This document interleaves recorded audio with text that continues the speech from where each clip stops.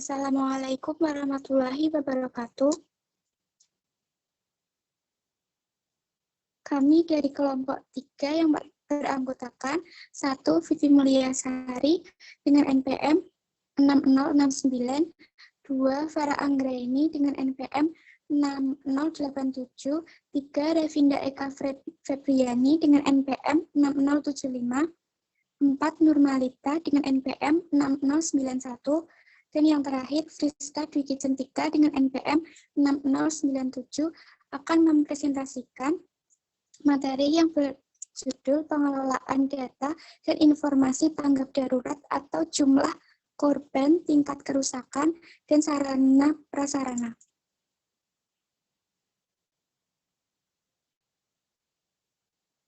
Yang pertama yaitu pengelolaan data. Pengelolaan data bencana meliputi yang pertama pengumpulan data, yang kedua pengolahan data, yang ketiga analisis data, dan yang terakhir penyajian dan diseminasi informasi.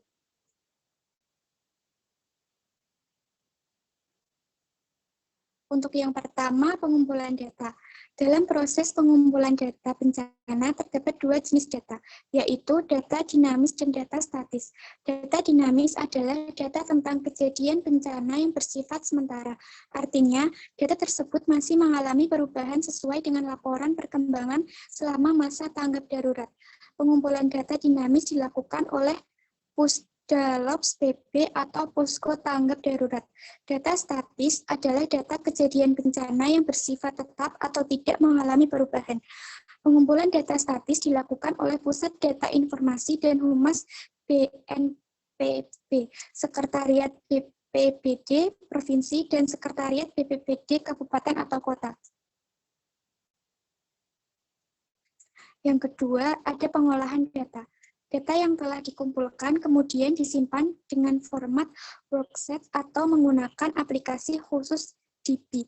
Proses selanjutnya adalah verifikasi data oleh BPBD Provinsi, Kabupaten atau Kota berkoordinasi dengan OPD terkait. Proses verifikasi dapat dilakukan melalui pertemuan dalam rangka pemutakhiran data. Yang selanjutnya akan dijelaskan oleh rekan saya.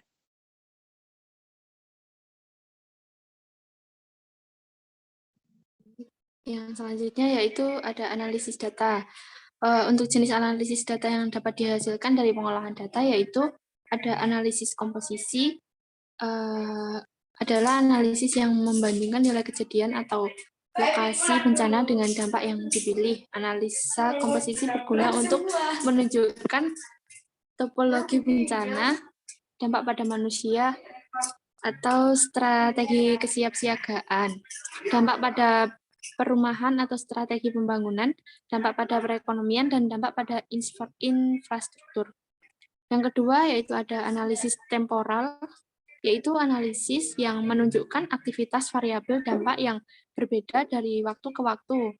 Analisa temporal berguna untuk menunjukkan pola dan korelasi. Yang ketiga ada analisis statistik, yaitu analisis yang ditampilkan dalam bentuk statistik. Analisis ini berguna untuk menunjukkan keterkaitan antara variabel dampak bencana serta hubungan sebab akibat. Kemudian analisis spasial, yaitu analisis yang ditampilkan dalam bentuk pemetaan. Berguna untuk menunjukkan sebaran kejadian maupun dampak bencana. Analisis ini dapat dilakukan dengan menggunakan aplikasi DB.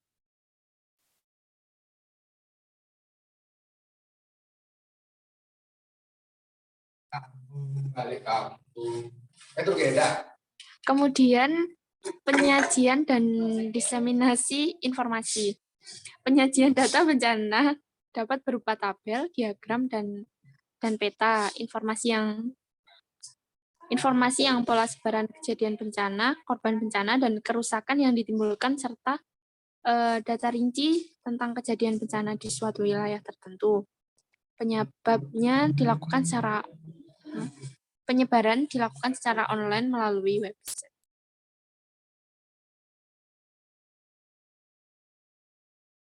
Nah, selanjutnya ada informasi tanggap darurat. Manajemen kedaruratan adalah pengaturan upaya penanggulangan bencana dengan penekanan pada faktor-faktor pengurangan jumlah kerugian dan korban serta penanganan pengungsi secara terencana, terkoordinasi, terpadu, dan menyeluruh pada saat terjadinya bencana dengan fasenya yaitu tanggap darurat. Yang selanjutnya, tanggap darurat bencana merupakan serangkaian kegiatan yang dilakukan dengan segera pada saat kejadian bencana.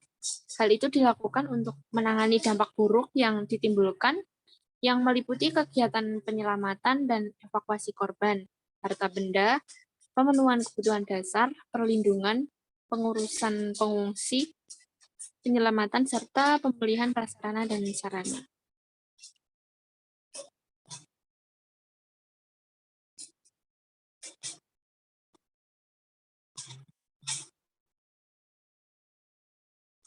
Kemudian jumlah korban.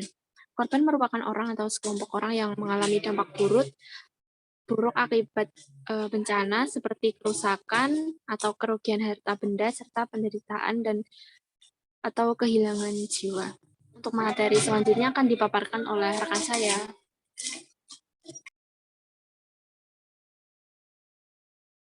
Baik, yang selanjutnya yaitu klasifikasi korban.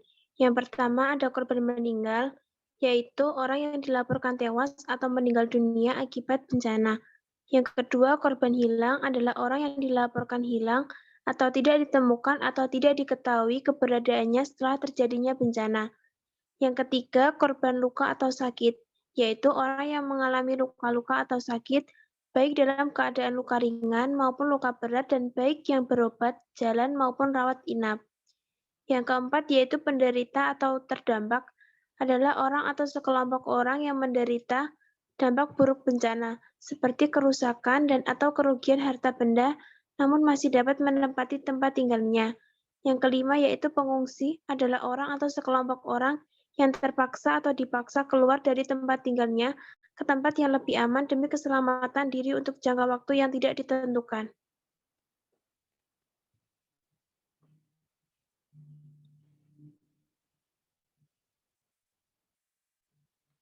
Yang selanjutnya yaitu ada tingkat kerusakan.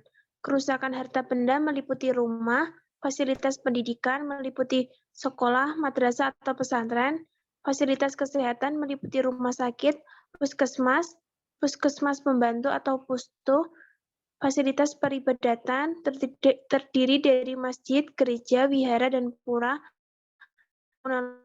kantor, pasar, infrastruktur, saluran pengairan yang mengalami kerusakan, baik kerusakan ringan, sedang, dan berat, serta sawah yang terkena bencana dan puso atau gagal panen. Adapun tingkat kerusakan meliputi 3 tingkatan, yaitu yang pertama ada rusak berat, yang kedua rusak sedang, yang ketiga rusak ringan.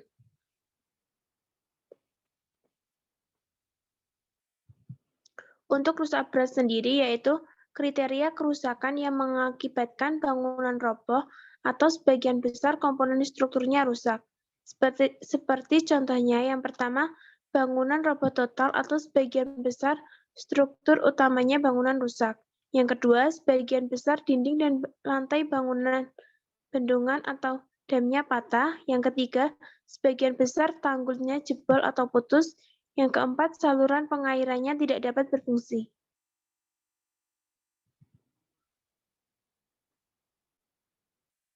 Untuk yang kedua yaitu ada rusak sedang.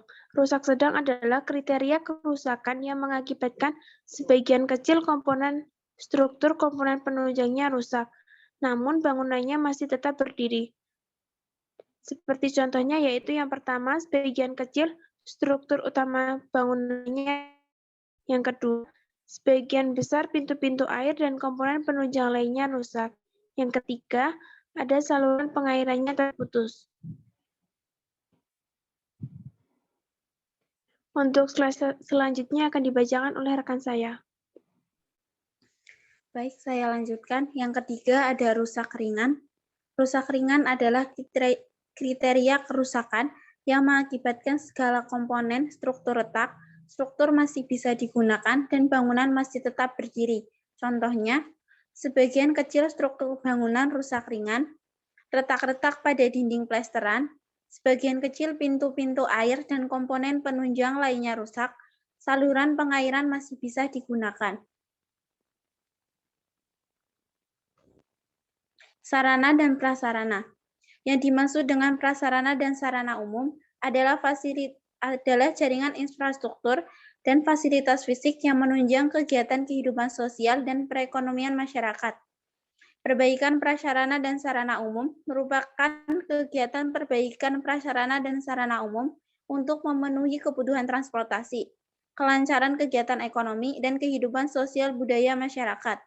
Kegiatan perbaikan prasarana dan sarana umum mencakup perbaikan infrastruktur dan fasilitas sosial dan fasilitas umum. Kegiatan perbaikan prasarana dan sarana umum memenuhi ketentuan mengenai: pertama, prasyarat keselamatan; kedua, prasyarat sistem sanitasi; ketiga, prasyarat penggunaan bahan bangunan; keempat, prasyarat standar teknis konstruksi jalan, jembatan, bangunan gedung, dan bangunan air. Prasarana umum atau jaringan infrastruktur fisik. Yang pertama ada jalan atau perhubungan. Komponen jalan atau perhubungan meliputi jalan, jembatan, pelabuhan air, dan pelabuhan udara.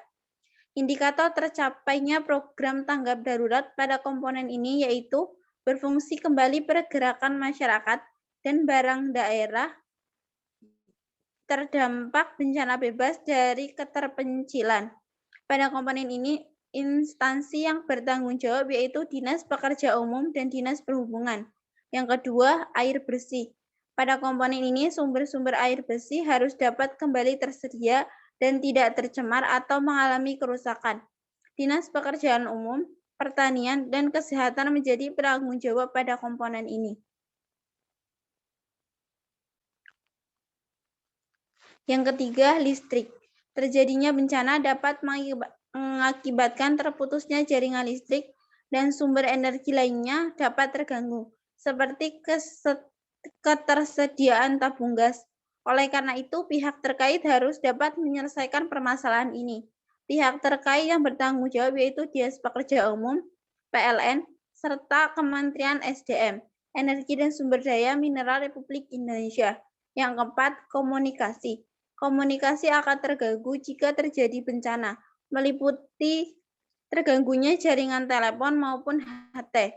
Kementerian Komunikasi dan PLN bertanggung jawab atas terganggunya komunikasi di daerah terdampak bencana.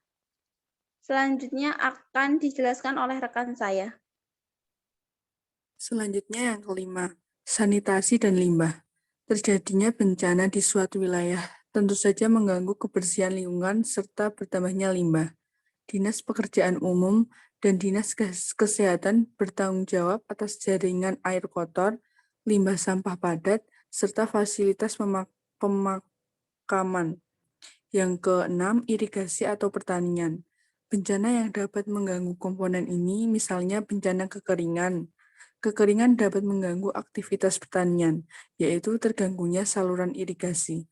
Instansi terkait bertanggung jawab atas hal ini demi kelancaran pasokan air dan tidak terganggunya aktivitas pertanian.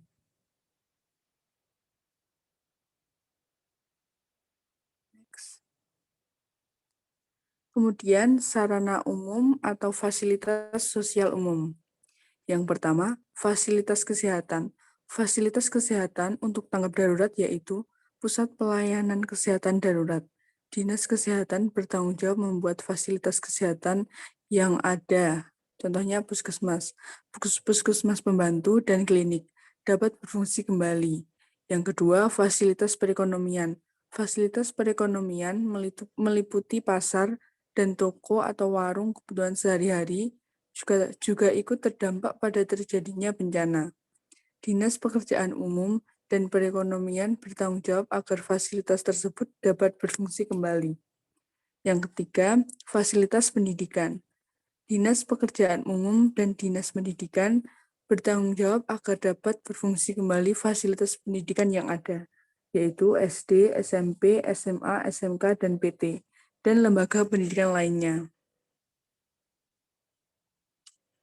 Kemudian yang keempat, fasilitas perkantoran pemerintah.